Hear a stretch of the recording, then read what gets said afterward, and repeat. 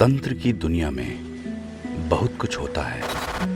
आप सामान्य पूजा पाठ कर सकते हैं, देवी देवताओं की कृपा पा सकते हैं, कोई दिक्कत नहीं है। पर जब बात आती है कुछ अलग हटके करने की, कुछ विशिष्ट करने की, जब बात हो प्रत्यक्षीकरण करने की,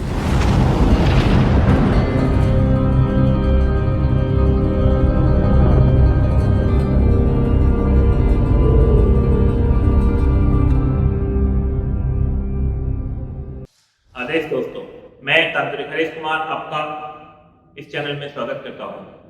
दोस्तों, हमने आपको बहुत तरह की साधनाएं दी हैं और बहुत तरह के साधक हमने तैयार किए हैं।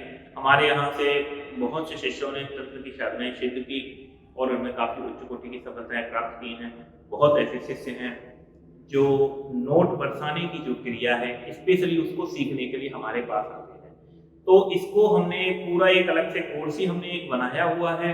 इसमें आपको कढ़ाई बांधने के बारे में भी जानकारी दी जाएगी, उसकी भी साधनाएं आपको कराई जाएंगी और नींबू उठाने के बारे में भी आपको सिखाया जाएगा। ठीक है, तो मैं आपको बता रहा हूँ नींबू उठाना। तो नींबू उठाना क्या होता है कि एक नींबू सामने रखा रहता है, उसको अपनी मंत्रों की शक्ति से, तंत्र की शक्ति से, किसी भी भूत प्रेत जिन्न पिशाच की शक्ति से, बेताल की शक्ति से या किसी भी शक्ति से बिना हाथ लगाए उसको नींबू को ऐसे करके हवा में जब उठाया जाता है तो उसे कहा जाता है नींबू को हवा में उड़ाना। अब क्या होता है कि एक व्यक्ति जब नींबू को हवा में उड़ा देता है तब दूसरा तांत्रिक उस नींबू के ऊपर नोट बरसाता है। तो आजकल सबसे ज्यादा क्रेज इस चीज को लेकर के है। तो लगभग मेरे पास में नींबू उठाने की 4 से 5 साधनाएं हैं।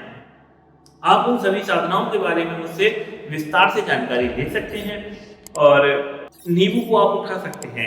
हमारे पास में काली से नींबू उठाने का विधान है, प्रेत से नींबू उठाने का विधान है, मुंजा से नींबू उठाने का विधान है, मंत्र शक्ति से नींबू उठाने का विधान है, मनसा देवी से नींबू उठाने का विधान है और भी कई सारे ऐसे विधान हैं जिनके द्वारा हम नींबू को आसानी से हवा में उठा सकते हैं या आप लोग उठवा सकते हैं।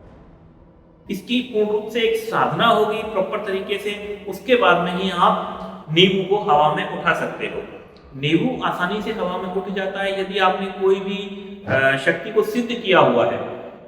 कोई भी भूत हो, प्रेत हो, जिन्न हो, पिशाच हो, राक्षस हो, कोई भी शक्ति अगर आपने सिद्ध कर रखी है उसको भोग पूजा देकर के भी आप आसानी से नींबू को हवा में उठा सकते हो। नींबू 2 फुट, 5 फुट, 10 फुट, 50 फुट तक आपका आसानी से उठ जाता है।